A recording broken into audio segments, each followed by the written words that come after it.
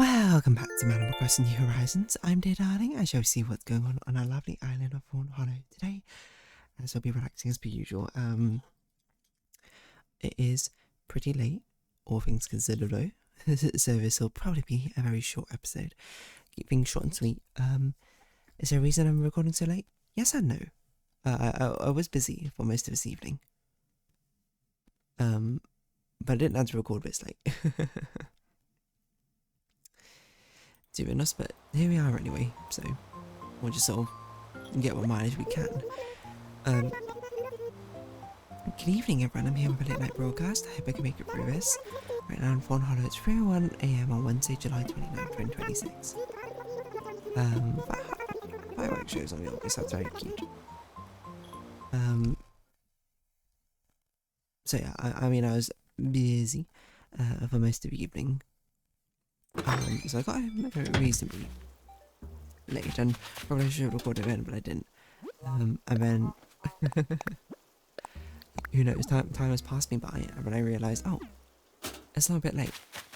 And I looked, and yeah, it is a little bit late. That's okay. Hello, Bobo.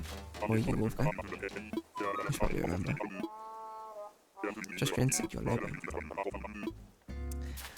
What should we talk about then? I'm not really sure. What's a short and sweet topic we can talk about? No reviews here for games or anything like that.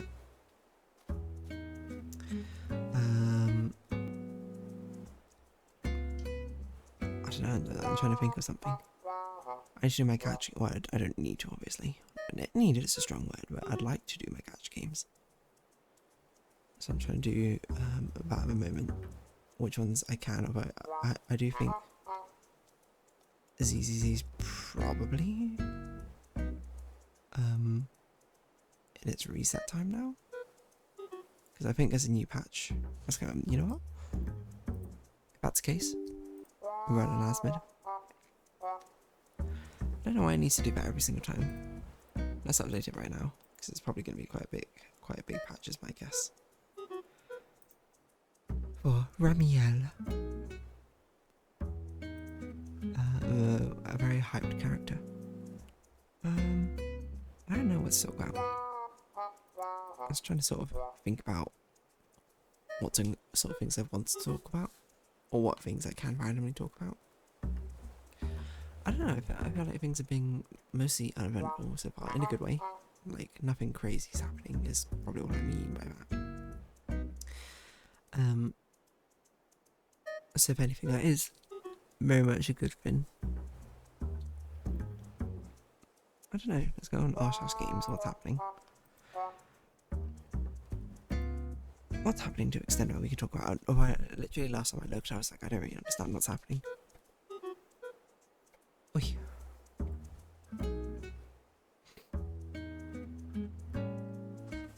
Right, GMD. Hello Kitty Partyland.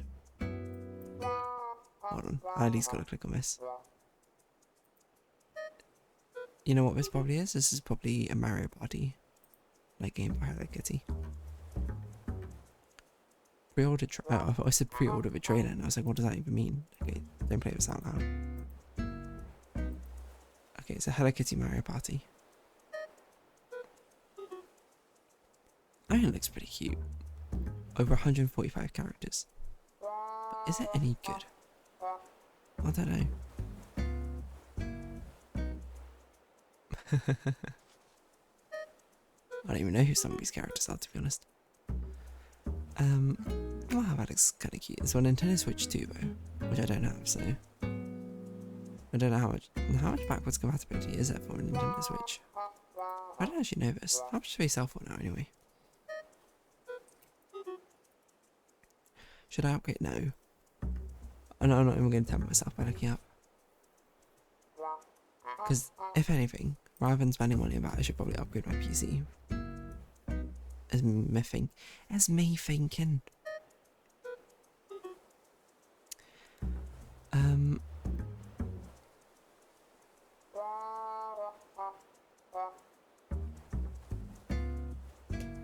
Yeah. I mean, I'm never going to say no to a sort of party game like that. Well, and then, you know, granted, how many of these other sort of party games have I even played? part of a Mario Party. And even then, how much Mario Party do I even play? Or what was the most recent Mario Party? Remember that whole like random thing we did in Mario Party from like Mario Party 9, Mario Party 10, where we tried to experiment and did something different, and then it wasn't very interesting. It's weird to think about, now I think about it. Because there's a certain Mario Party formula, which I'm not saying that the sequels should never change things up. No, let's not misconstrue what I mean. But I think it's interesting because I'm sure as a video game developer there's a delicate balance you want to have of, well, I'm only going to make the next installment, well, let's think charitably instead of, I suppose, negatively. You wanna create a sequel to a popular franchise, but you don't want to do exactly the same thing because, like, what's the point? Or like, what's a draw at that point? I think you will be surprised most of the time how many people just want exactly the same game again, but more. And I guess in some cases it makes sense. Like, I mean, Hollow Knight's a big one, right? The thing I hear about Silksong is like it's just basically more Hollow Knight. I mean, I think every single person who's described it like that has been like, I'm that sick because they love Hollow Knight. But I'm also not going to pretend that it's not like Silksong's very different from base Hollow Knight as well. At least there's like a different moveset which keeps things refreshing, but the core gameplay, I'd imagine it's the same. I say not having played it in the slightest. So it's like, what parts do you change, what parts do you not change up? I suppose the answer to that would be you'd have to evaluate like what are the core principles of your game, what are the core tenets which you cannot change, like this is what defines this game. What things can you change? And with the answer for Mario Party, I suppose, is you certainly can change mini games and the board mechanics and things like that. And certainly they did do that for a little bit. I mean, like Mario Party 1 to 3 is basically all the same. I guess Mario Party 3 has a much more comprehensive story mode, so that's new. Mario Party 4 is a change of system. Mario Party 5, I can't even remember what Mario Party 5's gimmick is, or if it even is any particularly different. But Mario Party 6, it has that whole sort of day-night gimmick, where the board changes depending if it's daytime or nighttime.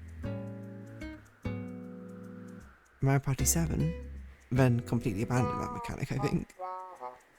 So I'm not sure I can't really remember what they did next. Mario Party 8, another change of system. So that's kind of expected, I would say. Because when you change system, I think by the nature of the fact that the game consoles change themselves, you're inevitably going to have differences. I mean, Mario Party 8 was like, whoa, it was all motion control. And these are ones I remember better. Because, okay, so now that mean like Mario Party 1, it's one game. Mario Party 2 is basically just more Mario Party 1. Mario Party 3, I suppose, is a little bit different in the sense that it's got a bit of a story game focus. I don't know. Mario Party 4 is something new entirely because console change. 5 is a small 4, 6 is something new, 7 is a small 6. Or 7 is more 5 again, or which is more 4, I think. Well, I don't know, is it closer to 6? It might be closer to 6. We had 8-player mode. Which actually I kind of love conceptually. I don't know why I said like that, but I kind of love the fact that they have 8-player mode conceptually. If you didn't know, basically you plug 4 GameCube controllers in, and then every player holds half a GameCube controller. Because you move around with that joystick, and then you press one bumper for A, the other bumper for B, or something. Like, so if they had a shared bumper between the two, so maybe you just press one bumper for A, I can't remember. Something like that, I don't know.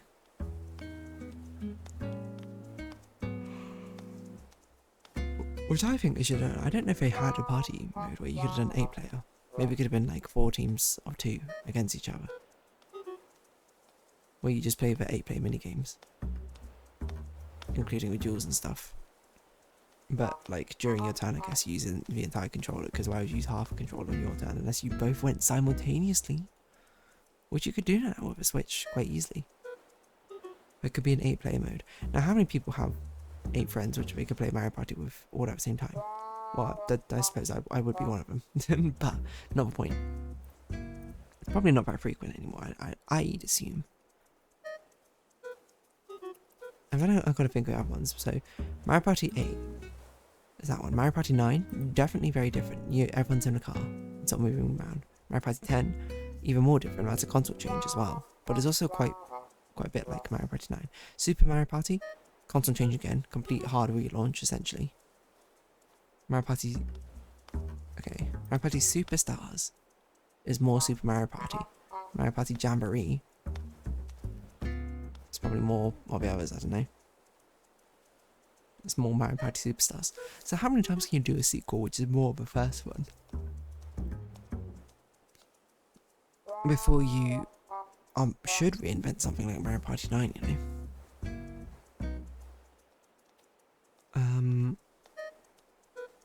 I don't really know. The answer seems to be 3. Granted, there were 4 Mario Parties. Oh yeah, Mario Party 6 used a microphone, I forgot.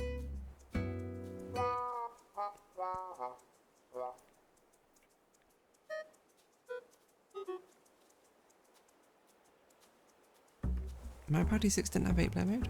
It was only Mario Party 7? Fair enough. So every time we do introduce some new mechanic, anyway. I don't even remember what game I was initially talking about. Mario Party 9? Was that what I was initially talking about? Anyway, Mario Party 9 is very different because all the previous other installments of Mario Party, you go around the board individually. Mario Party 9 is there's a fixed path around the board that everyone takes. You just take turns depending on who's going at once, which I would say is a pretty big change up to a formula. And I don't think it's necessarily the worst idea for a change up. I definitely don't think it should have been the only mode in that game. That certainly was a bit worrying, I would say. But like the concept of that change up itself is not crazy. Like it's an interesting sort of mode to be like, right, okay, so I don't choose where I go, instead I choose, well, you can't really choose when you go is a problem. The reason I'm like, I don't hate it that much, I suppose, I know, I think there's merit, I suppose, to a game mode where it's like, oh, you don't have to think as much about what's going on, it just kind of happens. Because it can still be fun to basically just be like, okay, I'm just gonna, whatever happens, then I'll just sort of be a vibe, number way. What? Long way. And sometimes that's what it's all, you know, sort of like pizza hangouts, essentially, for friends, or whatever, activity hangouts, where you don't want an intense activity, you know, because sometimes you can do something intense, sure, but some people are just like, I want something simple. That's why I call it well, I don't call it like, I think it's called like a pizza table or something, now I think about it, for like a D&D campaign, which is like, you're all there to play D&D, but you're not there to play like really intense strategy game D&D or like intense roleplay. It's literally just there as a hijink simulator. Mostly you're kind of there for your friends and to eat pizza and drink or that sort of thing. Is it called a pizza and beer table or something like that? Hold on. D&D pizza and beer table. It was only very recently I heard about this term where someone was just like, is there something wrong with my D&D group, or etc, etc, and then the conclusion was basically, it sounds like you have a pizza and beer table or something, which is basically people aren't there to play serious D&D, they're just kind of there to vibe with each other. And it's like, well, you have a choice, you can either continue on, because presumably these are your friends you want to hang out with, or you could actually also find a different group as well to play your serious roleplay as well. Now, where was it? I don't remember. D&D behind the screen, maybe?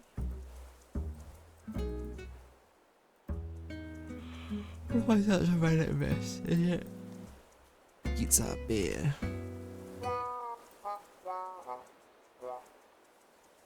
Is it a beer table? I don't know. Maybe it's...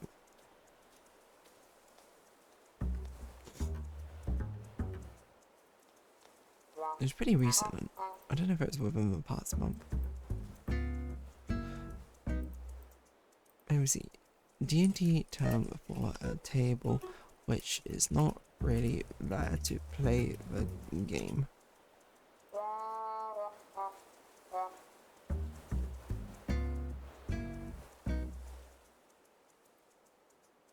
and more so to hang out.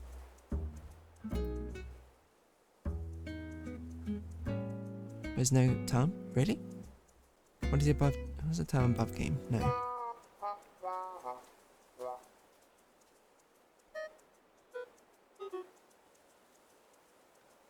How do you refer to your D&D table? No. How do you guys refer to your table? Does anyone not sit around a table? Okay. Not quite what I'm looking for. You don't control the table, don't act like it.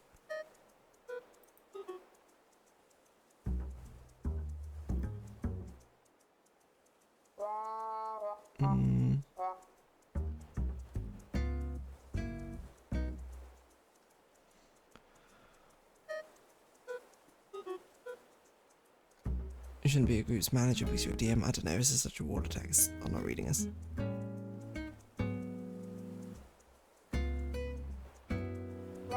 No. Someone's responses, okay. Are you friends with your table outside of a game? Well, it's more like I'm friends with my friends. And that's why we made these tables. That's not what I meant.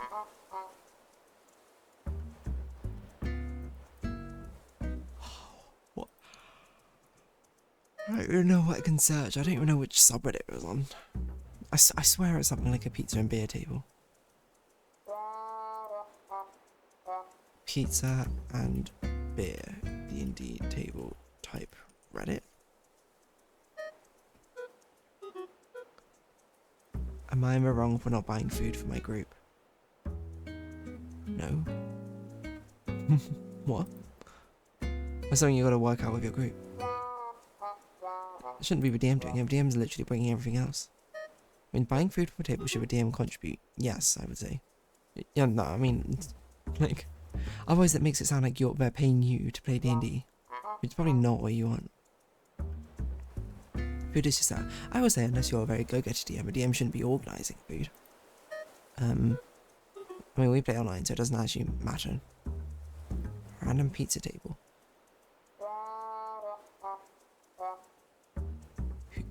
Oh, it said who gets to eat during D&D games, and I'm like, what? I want my players to contribute more towards food and snacks. Go ask them. You want to start charging your players? Probably not, but depending on if you're paying for all of it or not. But just like, you should just talk to your players and be like, hey, you know, I'm buying all these food and snacks every single time, and I really appreciate it if you do. And they might just be like, wow, what a generous deal. Oh, pretzels and beer, is this it?